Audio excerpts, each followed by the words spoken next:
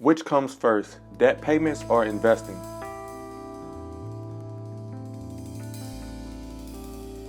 Hello, I'm Anthony McLemore and welcome to the Centennial Investor. On this channel, we talk about investing, real estate, and the steps necessary to advance on your journey to financial freedom. In this video, I'll be talking about whether you should pay your debt first or begin investing. In an age of the internet where everyone has an opinion to offer, I came here to take a stance on mine. It's an age-old question, similar to me of what came first, the chicken or the egg. The reason why I compare these two questions is because if you ask 50 different people other than the Dave Ramsey cult, you will probably get answers that are split down the middle. Some people hate the idea of leveraging other people's money in order to buy anything, but other people think that it is the #1 way to build wealth in the United States. I'll talk about my opinion on both sides of this argument shortly. But what I want to start off with is this. If you have even been slightly interested in investing at some point in your life, then you probably heard this phrase: the earlier you start, the better. I have talked to a number of financial advisors, portfolio managers, investment bankers, and many of them believe that starting early is the #1 way to build long-term wealth. Many of these people will tell you that time is on your side when discussing starting your investing career early. But for millennials, is starting early really an option? Many millennials, like myself, find themselves in their early 20s facing a mountain of debt and not knowing which way to proceed. It's kind of like being stuck in quicksand. The more we struggle to get out of it, the further we fall into it. Spoiler, if you don't have any debt and you're a millennial, you can go ahead and skip the rest of this video and check out some of my other videos about investing and financial freedom. Moving forward, if you are like me and want to be the most financially responsible person that you can be, you probably have already opened a brokerage account. When I first started, I didn't want anything too expensive, so I went ahead and opened a WeBull account. By the way, if you want to get 2 free stocks with WeBull with one valued up to $1,400, use the first link in the description below. But if I was starting today, I would open an account with one of the new zero commission brokerages like Charles Schwab or TD Ameritrade. Shortly after creating that account, I began buying securities in the hope that compound interest would start to work for me. This all went fine and dandy for a little while. My investments were doing okay, the whole stock market was going up, and I was overall having a great time. And because I was holding high quality companies like Apple, Coca-Cola, Disney, I didn't really have a whole bunch of risks related to this portfolio. However, was starting to invest while still in debt really the best thing that I could have done with my money? The honest and true answer is it depends. Let's take a look at my personal numbers just to see where I'm coming from. A small disclaimer, these numbers are for my personal situation. Your own life and your own situation may truly determine whether you are more comfortable with investing first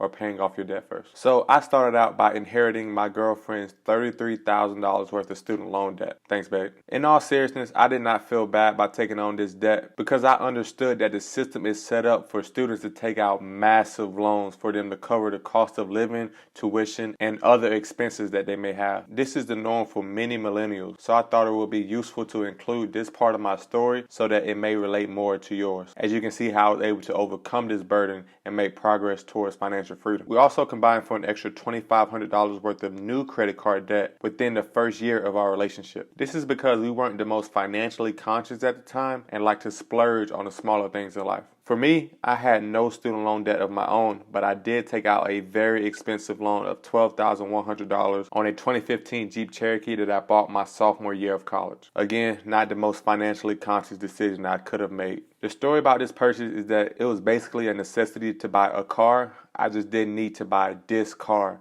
If I could go back in time, I would choose a car that was much more affordable to my budget than the one that I bought. I also had about $4,000 worth of credit card debt of my own that I brought into our relationship. On top of all of that, after the first year or two of our relationship, we bought a brand new mattress for our apartment for about $2,700 with a ridiculous interest rate. All of this is at a time in our lives where we aren't laser focused on getting our finances in order. We didn't have a budget at the time and we weren't making any progress towards paying back much of our loans. We were basically making the minimum payments each month. However, there came a day where we decided to get ourselves on track. We began thinking about the future, and we knew that in order to reach financial freedom as fast as possible, we had to pay back some of this bad debt. However, in light of all of this bad debt that we were in, I made the preemptive decision to still open up a brokerage account. This was nothing too fancy. I just threw about $1,000 in there just to see how the stock market in general would work. Our checking accounts weren't that big either, just a couple $1,000s thrown in there as well. So here we are facing this balance sheet. For our assets, we have have about $2,000 in a checking account, making about 0.01% interest per year. In our investment account, we have about $1,000, making about 8% interest per year. I say 8% because this is the average historic year-over-year return of the S&P 500,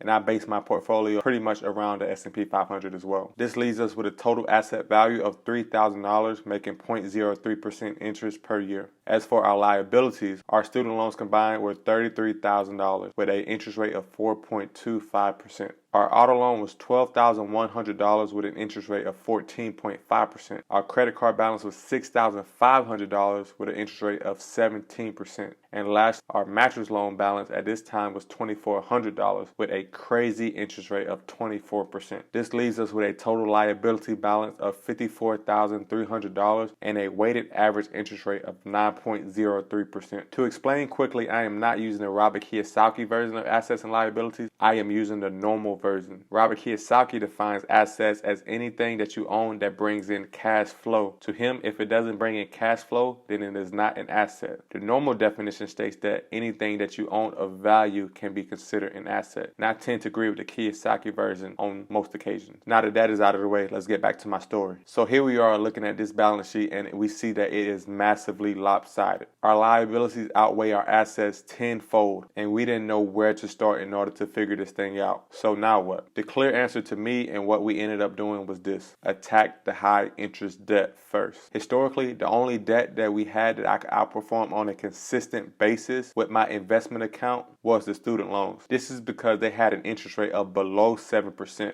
And as I said earlier, the stock market has historically returned 7 to 8% year over year. However, in order for my investment account to equal the amount that I was paying in interest on the student loans, I would have to increase my investment balance by over 3,000%. This just wasn't plausible to me. Then, taking a look at the other liabilities that I had, I just realized that the interest rate were outrageous. That is when I knew that I had to pay back these debts as quickly as possible to stop bleeding money. So moving forward from that day, I sold all of my securities in that small investment account and began to use that money to pay back some of those high interest loans. I started off with the mattress because it was the smallest balance with the highest interest rate. I then snowballed the money that I used towards the mattress and spent the next few months paying off the credit cards and lastly the Jeep auto loan. I ended up saving the student loan balance for last because it is a very large sum of money to pay back, and typically you can take advantage of payment benefits if you wait long enough. So in fact, today we are still not completely done with paying back our student loans. So what was the result from all this? An immediate return of 16.47%. This is calculated as the weighted average interest that we saved over the course of all of the loans that we paid back. This is money that we didn't have to pay out to our lenders because we paid the loan balance back early. The actual return that we had on this money may vary a little bit from my calculation, but it still doubles what we probably would have gotten in the stock market. And I say immediate returns because this is the money that we saved right off the bat from paying the loans back early. I was no longer responsible for paying back these high interest rate payments. And as I said in other videos, interest rates are simply the cost that it is to you for renting money. After paying back all of this money, I am left with a much better looking balance sheet. It is not perfect by any means or even good to some people, but it is a little bit better. So now what am I supposed to do? I thought about this for a few days and eventually hopped on the good old internet to see what the experts had to say. And what I found was this: the next step you should take is to set up an investment account that allows you to contribute consistently. This sounded like a great idea. It fell in line with the idea of starting and investing early in order to give yourself the longest time horizon to build wealth. So now that I had all of this debt paid off, where was I to put this money that I didn't have going towards lenders anymore? The wrong answer is to buy a new toy. The right answer is to buy assets that provide you cash flow through passive income. Use that money that you use to pay off your debt and invest in some high quality assets. This could be real estate. This could be index fund. This is actually what I ended up doing. I ended up buying a lot of index funds with the money that I used to pay off the lenders. If you aren't like me and you don't really like index funds, then you can always put your money into investment properties. My personal goal right now is to save up enough for a down payment on a rental property. Since the time I've started accumulating index funds, I have gotten introduced to the wonders of real estate. This is when I have slowly started shifting my focus away from putting money into index funds and starting to save up for a down payment for a rental property. Once I actually purchase this rental property, I will make a video going over all of the ins and outs, the math, and what it really takes to become a landlord in the United States. So, going back to investing, the point is that now you have more freedom with choosing the path that your future is headed. You can choose to go along the path of financial freedom, or you can choose to go down the path of debt. Once again, bad debt, I mean. But in order to go down the path of financial freedom, you must continue to educate yourself and work hard in order to find the best investment option for you. Here are the key takeaways from today. If you want to start investing most efficiently, you must eliminate all of your high interest debt first. All of your high interest debt is basically holding you down because it is taking money out of your pocket each month that you could be using towards your investment. High interest debt is like handcuffs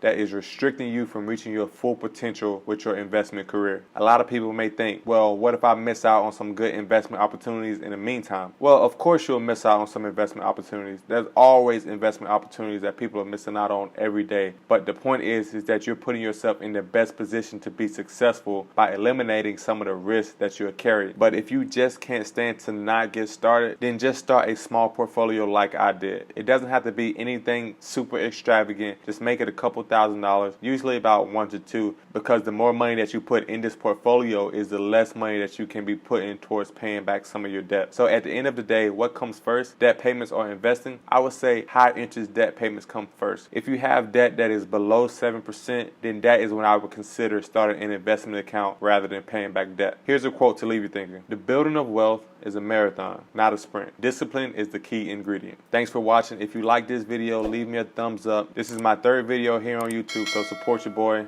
I plan to upload another 2 to 3 videos this week, so hit that notification bell, and I'll see you next time. Peace.